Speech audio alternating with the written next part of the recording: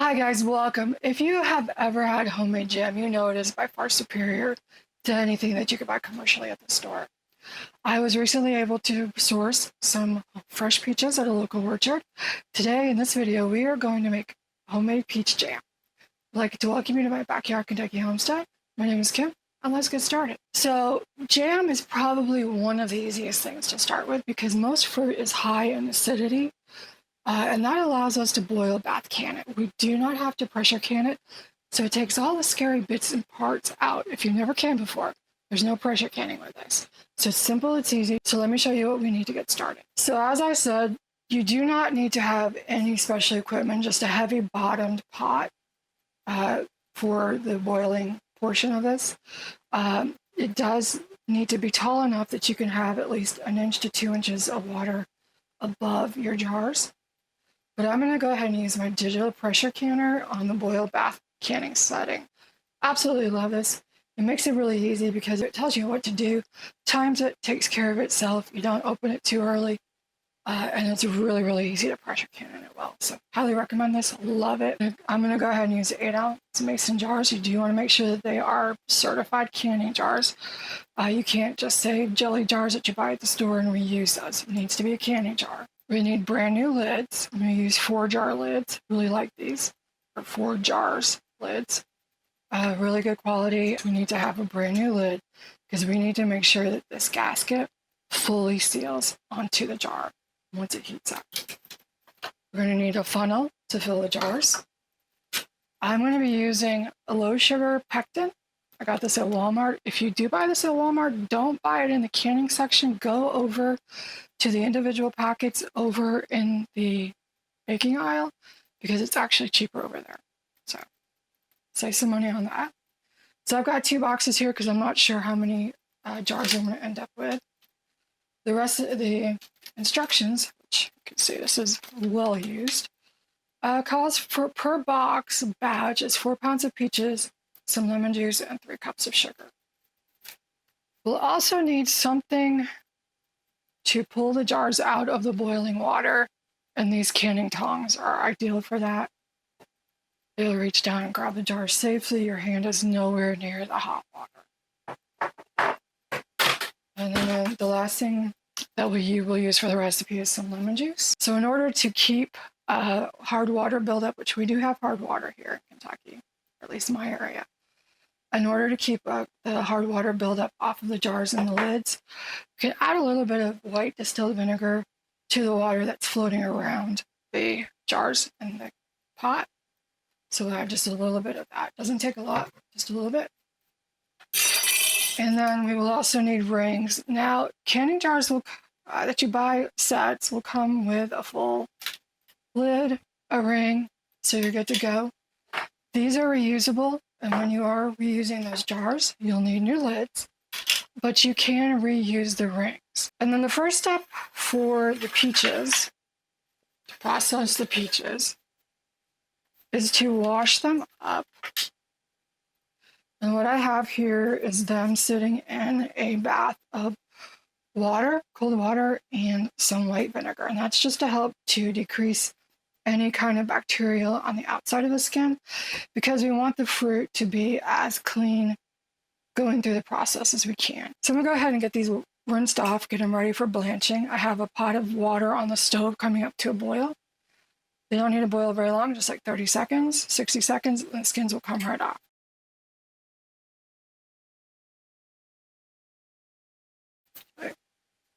That'll work. We're gonna go ahead and take these out, and then we're gonna dunk them into a sink of cool water. So we've got those in the water to cool down, and then we'll go ahead and get the next batch.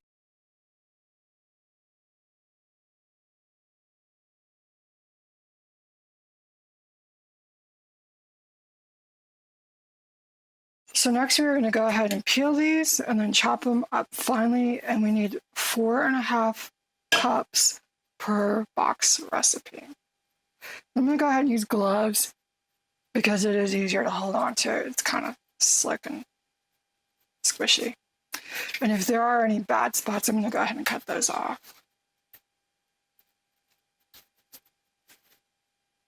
And we're going to take the meat off of the pit. And then we are going to chop it up real small.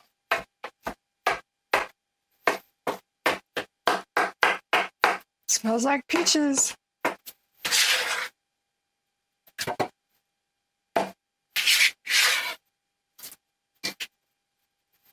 And then we'll just continue through all these. We'll see how many we have. I'm going to do one batch at a time.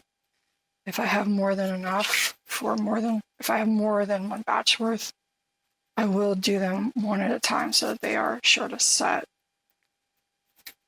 Sometimes if you do have a really big batch, it won't set correctly.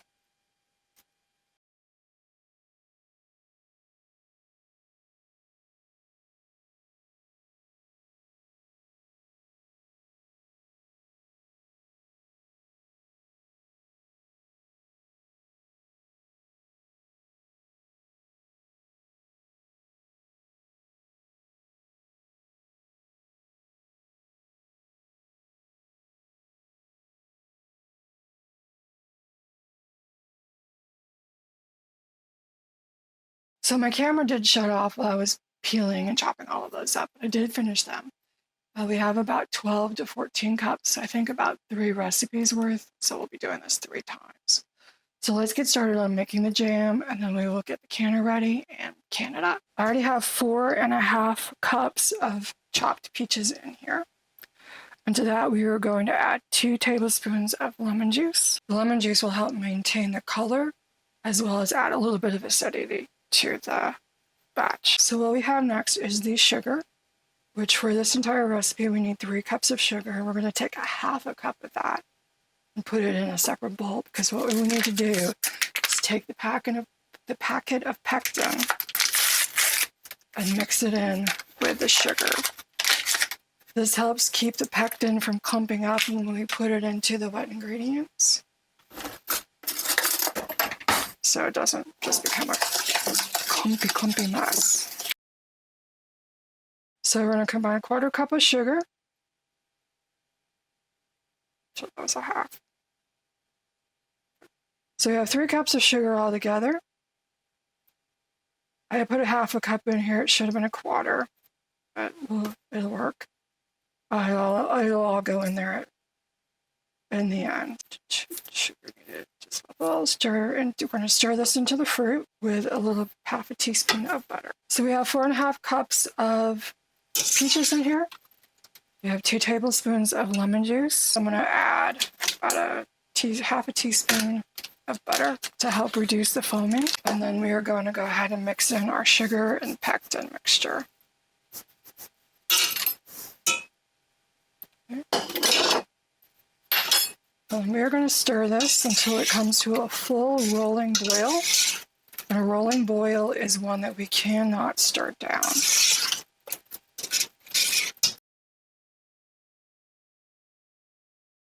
So while that one is processing, I'm going to go ahead and get the canner started because we need to get the jars hot.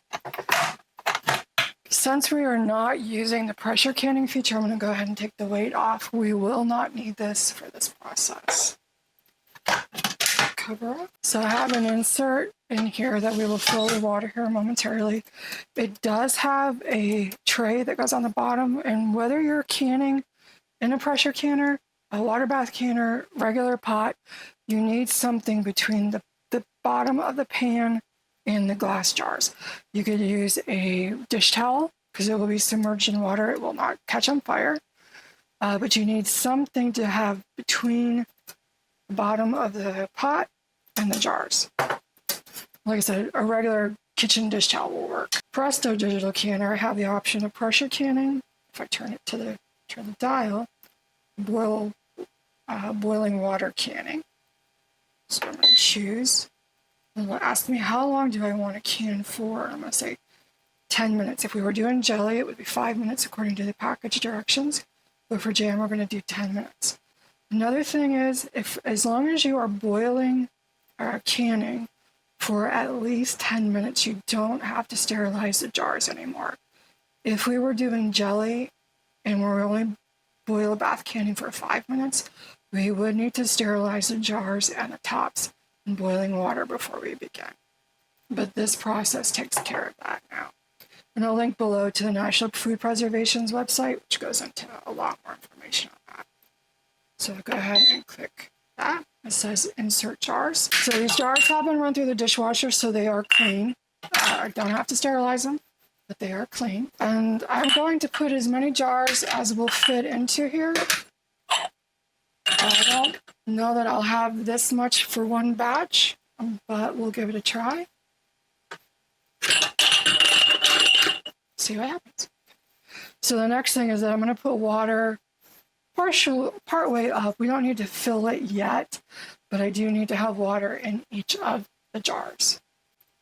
So to make it easier, I'm going to start with hot water.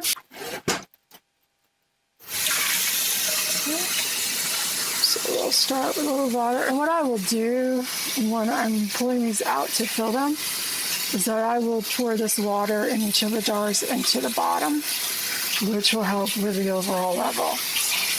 Because again, this does have to get up to 1 to 2 inches above. So we're going to need to fill the water with this. That is one thing with this pressure canner.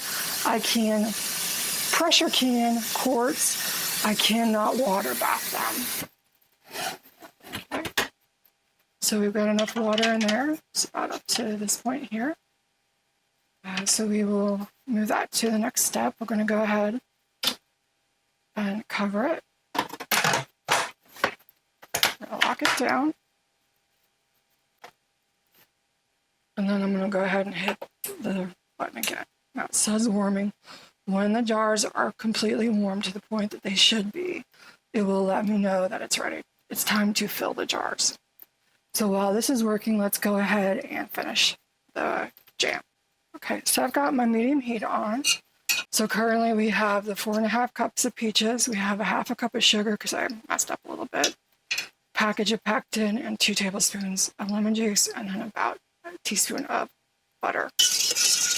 And we will heat this up to a rolling boil.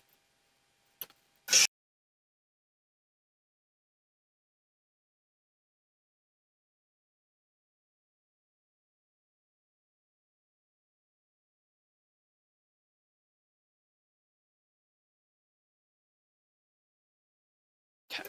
So we have come to a boil, but we need to make sure it's boiling when we are stirring it.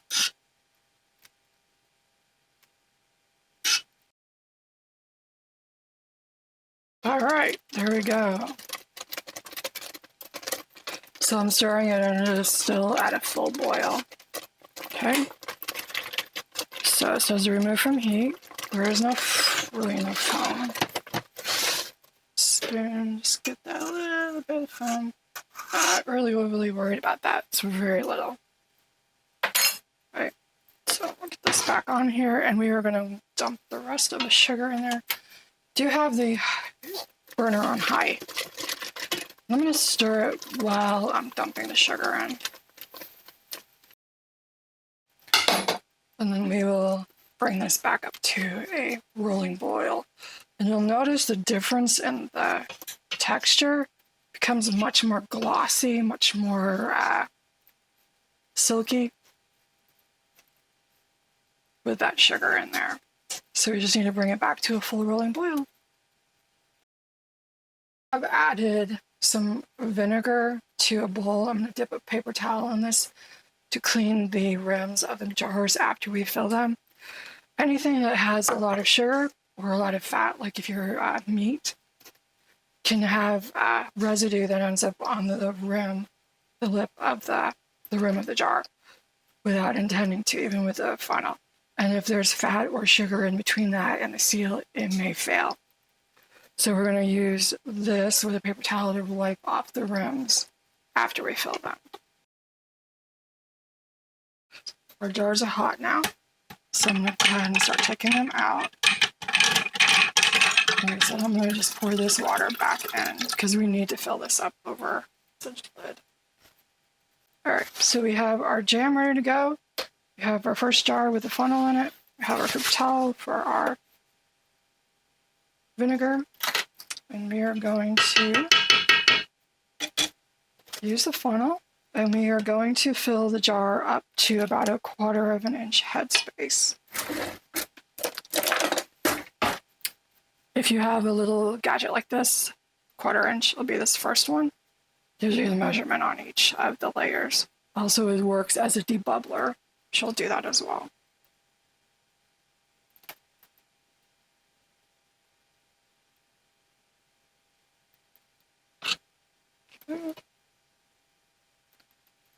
Check it for space. Can actually put more in. That's good. Use the other end. We'll just go ahead and make sure that there's no air pockets in it.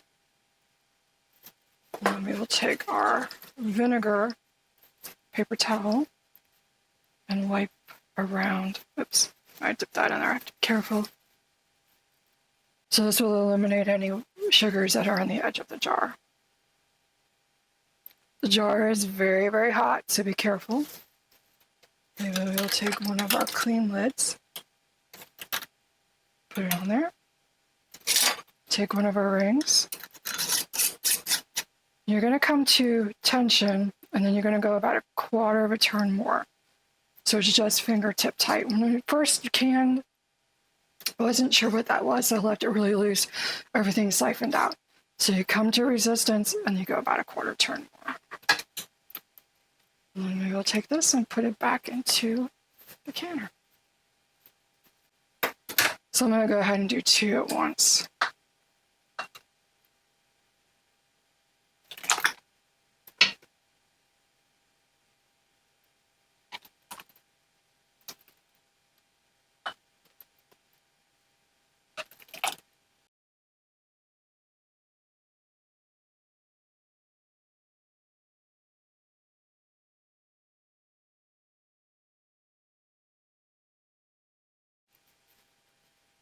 I'm going to go ahead and I've got 3 more jars in here. I'm going to go ahead and take those out. And we'll use them for the next batch.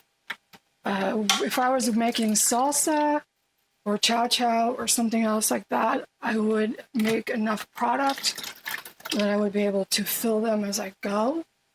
But where this was, had a specific ratio for the pectin, and I didn't want to mess that up, I'm going to just do a smaller batch each time.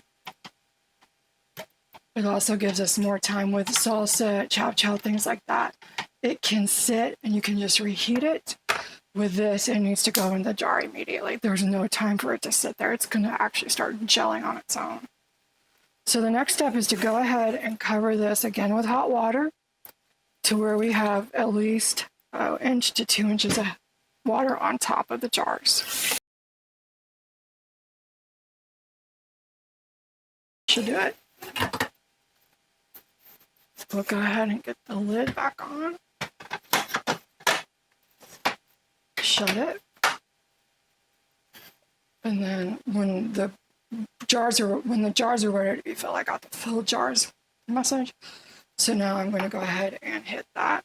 It will now come up to a boil, and then once it comes to a certain temperature, it will then process for 10 minutes, and then it will begin a cool down period. This will not be pressurized at any point, but I would be very careful not to open it because you could get a big blowback of steam from it. The same if you have a pan with a cover on it. It can build up a lot of steam in there. So if you're going to take the cover off for any reason, make sure you're pulling it away from it, the machine towards you, so it's blocking where you're at. Okay. So we will let this go, and we'll be back.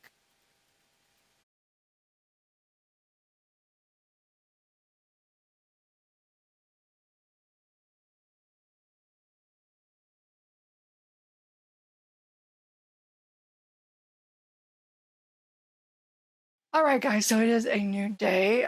It was pretty late by the time I finished with all the peach jam.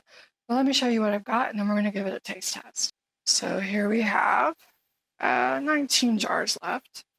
And I'm going to go ahead and get them cleaned up. They do have a little bit of water spots on them. We also want to make sure we clean them to get off any sticky bits that might have siphoned out during the canning process. So in order to clean them, to get off any water spots or any sticky bits, because this is loose during the canning process, so it is possible for some of the content to siphon out. So sometimes you'll get a little bit of a sticky rim. So I'm just going to take some vinegar, paper towel, and then I'm just going to wipe it over the entire jar to make sure it is clean and ready to go on the pantry shelf. And then once these are dry, we'll go ahead and get those labeled. I did do 20. I have 19 here. Took one into work.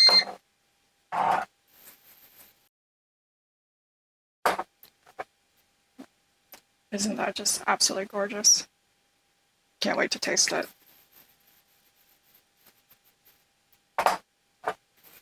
So I do have 19 jars here. I had a total of 20, but one of them's already gone into the office. And all of them sealed, so that is wonderful.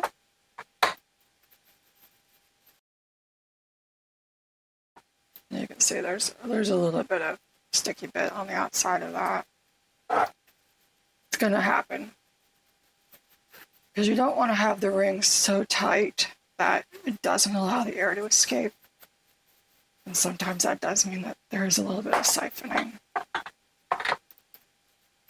These will be good to go. They'll be good in long-term storage and as Christmas gifts come December. I'll tell you, babe.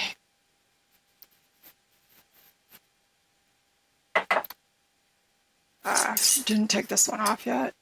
You never want to store your canning jars with the rings on them because it could present a situation where you have a false seal. So say this comes loose, but it reseals because the lid is on tight.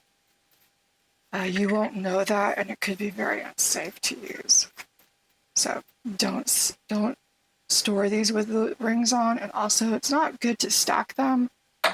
If you do stack them, make sure you have a piece of heavy cardboard or wood in between them and kind of offset them, because you don't want to stack them like that, because this could also create the same situation to where you have a false seal.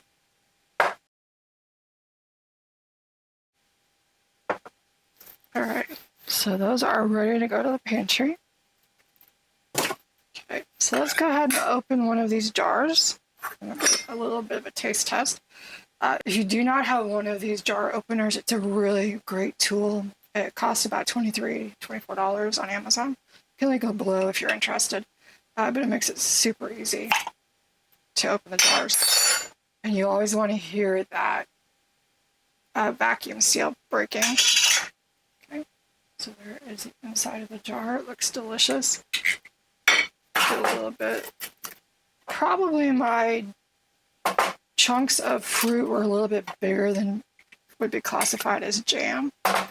So we're going to call this a preserve. So we'll put the cover back on and we will put the ring on this and store this in the refrigerator. Isn't that just gorgeous? So let's give it a try. So here we go. Let's give this a try.